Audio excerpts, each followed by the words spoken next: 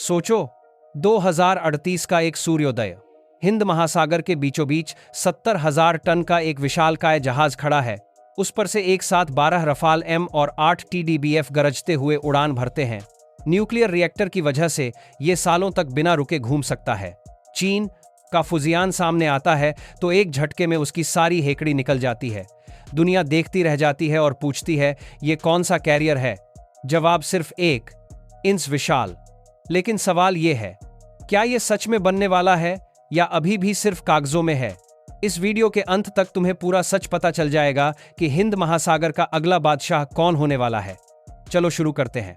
चीन ने अपना 85 टन का फुजियान लॉन्च कर दिया है और सीधे हिंद महासागर में दादागिरी दिखाने की तैयारी कर रहा है। लेकिन भारत ने अभी भी 45,000 टन के विक्रांत क्लास पर अटका हुआ है। नहीं, अब गेम पलटने वाला है। भारत 65,000 से 70,000 टन का सुपर कैरियर बना रहा है, इंच विशाल, और ये न्यूक्लियर पावर्ड होने वाला है कैटोबार सिस्टम के साथ। और फ्रांस, ब्रिटेन दोनों मिलकर इसमें अपनी सबसे खतरनाक टेक्नोलॉजी डाल रहे हैं। ये कैरियर इतना बड़ा होगा कि एक साथ 60 से ज्यादा फाइटर जेट उड़ा सकेगा।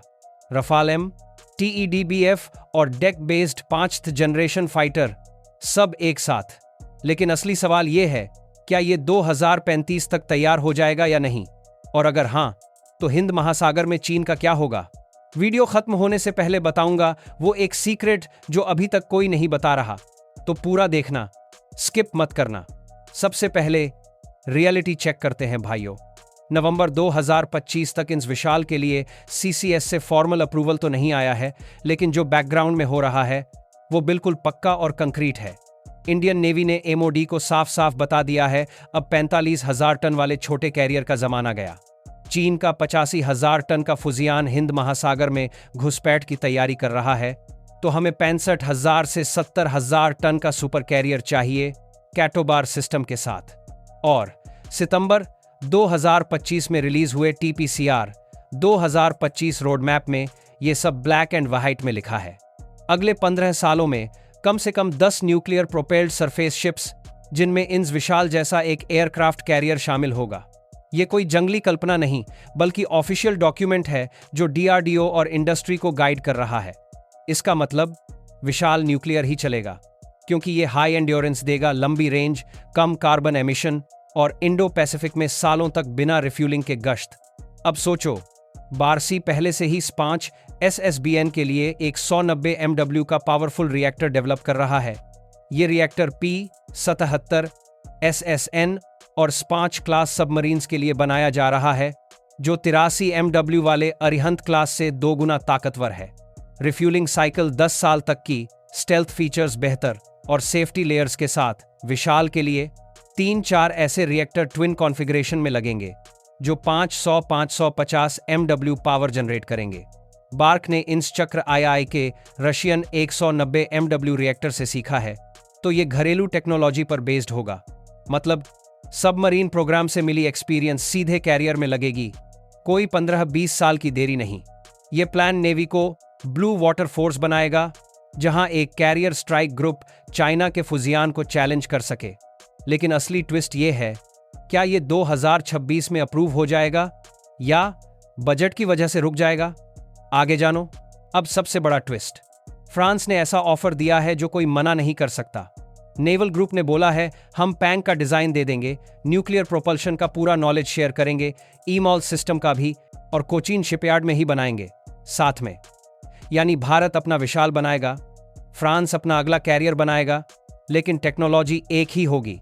ब्रिटेन भी पीछे नहीं है। BAE सिस्टम्स ने क्वीन एलिजाबेथ क्लास का पूरा ब्लूप्रिंट दिखा दिया, बोला कि EMA-LS वेरिएंट देंगे और F-35SB भी ऑपरेट कर सकते हो अगर चाहो।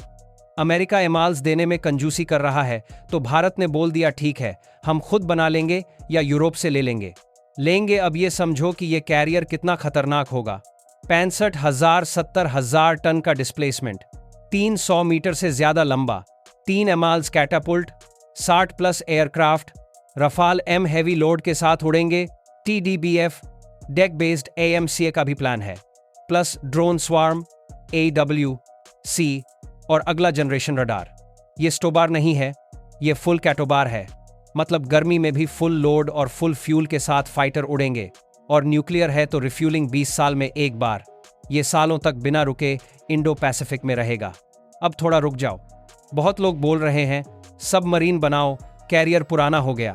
लेकिन नेवी ने जवाब दे दिया, अभी 54 शिप बन रही हैं, हर 40 दिन में एक शिप इंडक्ट हो रही है।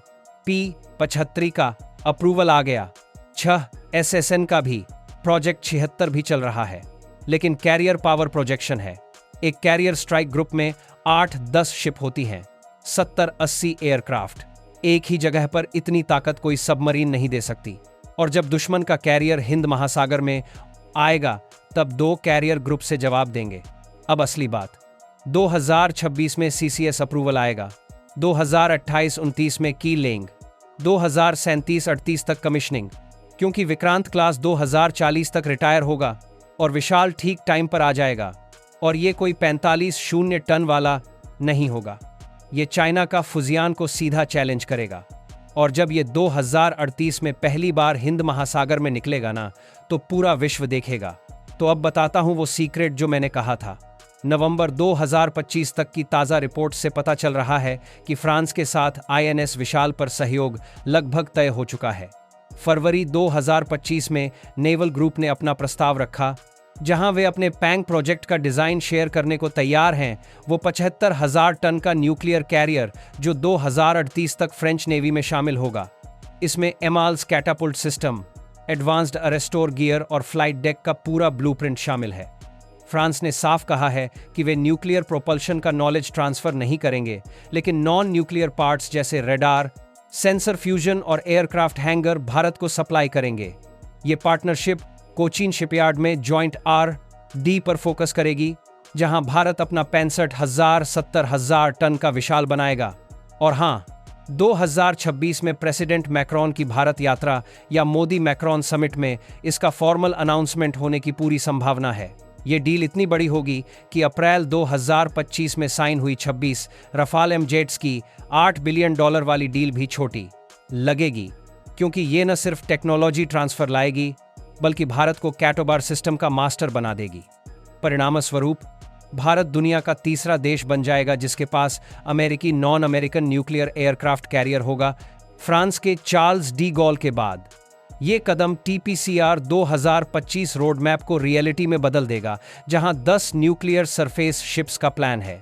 लेकिन असली सवाल ये है, क्या ये 2037-38 तक तैयार हो पाएगा या बजट की वजह से देरी होगी? आगे जानिए। तो अब तुम बताओ कमेंट में, विशाल न्यूक्लियर बनेगा या नहीं? 2038 तक इंडक्ट होगा या नहीं? और फ्रांस के साथ डील हो जाए तो क्या लगता है? सबसे बेस्ट कमेंट को पिन कर दूंगा। और अगर ये वीडियो 50 लाइक्स क्रॉस कर गई तो अगला वीडियो में विशाल के 3 एनिमेशन के साथ पूरा कैरियर स्ट्राइक ग्रुप दिखा दूंगा। तो अभी लाइक कर दो, सब्सक्राइब करके बेल दबा दो और शेयर कर दो उसको जो बोलता है इंडिया कुछ नहीं कर सकता। जय हिंद। मिलते हैं अगली वीडियो में।